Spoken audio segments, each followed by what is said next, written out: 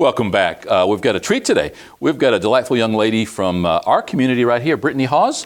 She is a young author, has already been published. When we found out that Brittany was in the community, and that not only that, but her mother was employed right here on the campuses of Florida Panhandle Technical College, we knew this is one you wouldn't want to miss. We'll be right back.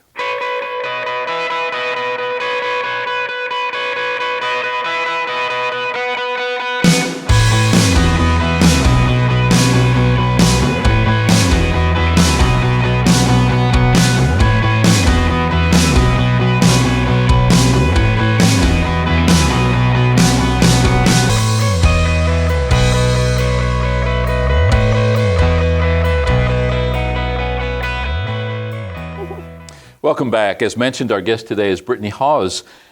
Wow, you're busy, and you've got a lot of stuff going on. Thanks for being here today, first of all. Thank you for having me. We met a friend of your family that we have in common. Mm-hmm. He said, you know, I know this nice young lady who has got a lot to talk about and has a lot of which she's proud, and she's right here in the community, and would you be willing to talk? And I said, absolutely. Little did I realize what we were getting ourselves into. So thank you for being here today. Mm-hmm. And let's start off, Brittany, by talking about Brittany Hawes. Talk a little bit about you, your family, your life right here in Northwest Florida, and maybe what got you interested in being an author. Well, it started a long, long time ago, I gotta say. Probably back when I was a kid, and I've just always been interested in writing and using my imagination because I've always been a quiet kid. I like just using my mind for most things. I'm better at writing words than I am with talking words, and it just comes easier for me. And so when I came down here, I moved down here when I was around 8 after my mom and dad, they got a divorce. And really writing was pretty much my escape from that. I could just write whatever I wanted to, and it just took me out of that mindset, and it really just got me, you know, just thinking. It helped me open up more and just become more of who I am today. That is not an unusual situation when someone is faced with something that they're dealing with, right. Traumatic or even sometimes good or happy stuff. Mm-hmm.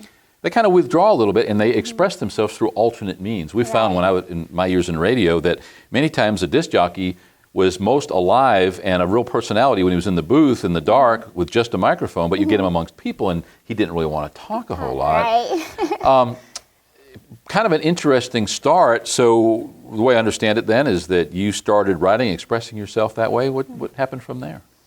Well, from there, I wasn't really big on sharing what I wrote because it was personal to me, and I was scared like people wouldn't understand what I was writing about. Like, oh, that's not. I was just scared of people pretty much judging my writing. And then one day, I was a senior in Vernon High School, and I was writing this book, and somehow this is my very first book that I've ever finished. I will start on the book, and I will not finish it. I'll just get like maybe 3 chapters in, and I'll just move on to something else. But this one is the first one I've ever finished, and I knew I wanted to do something with it, but I wasn't really sure what. And then I went online, and I saw that this publishing company called Deep Sea Publishing, they had a contest going on. And I figured, I might as well just go ahead and try, just sign up for it and see what happens with it. And the winning prize was that you get a publishing contract for 5 years, and they will publish your book in both ebook and paperback. And I was like, oh, that's too good to be true. And a couple months went by, I didn't hear anything. And then I got an email one day, and it was from Deep Sea Publishing, and they told me that I was one of the winners. And after that, it pretty much just started falling into place. This book got published, and I can actually hold it, and I never thought I would be holding my own book and stuff, but this has always been a dream of mine, and it came true. Yeah, it's a pretty expensive proposition to publish a book. Not only that, even if you have the money, sometimes it's hard to get the attention of a publishing company. It is.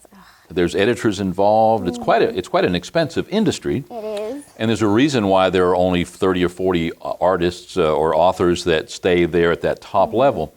You write, the way I understand, for young adults. I do. Talk a little bit about your subject matter and where that comes from. Let's see. Well, I started writing this book when I was pretty much a young adult. I was 17, the same age as the girl in the book.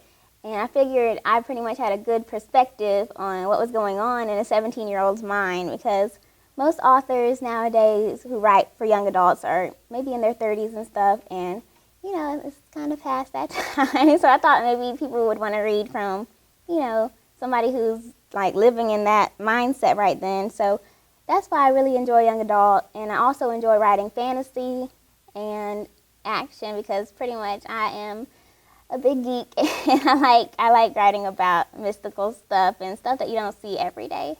So that's pretty much why I write for that. Well, the young adult market is really the market after which most of corporate America is going. Right. The young adult, starting with even preteens, they haven't made their choices about healthcare providers or car dealers.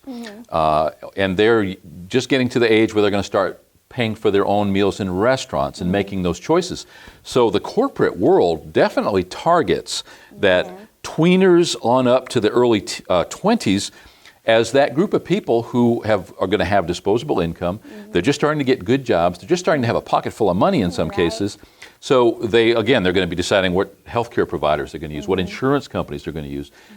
To give that same information to a 50 or 60-year-old, they're already kind of set in their ways. They already know with whom they want to do business. So that's a huge market. So you're tapping into a very large market there. I really like the fact that you say, because the fact you were of that age, you could speak to that age. What's the subject matter of Twisted?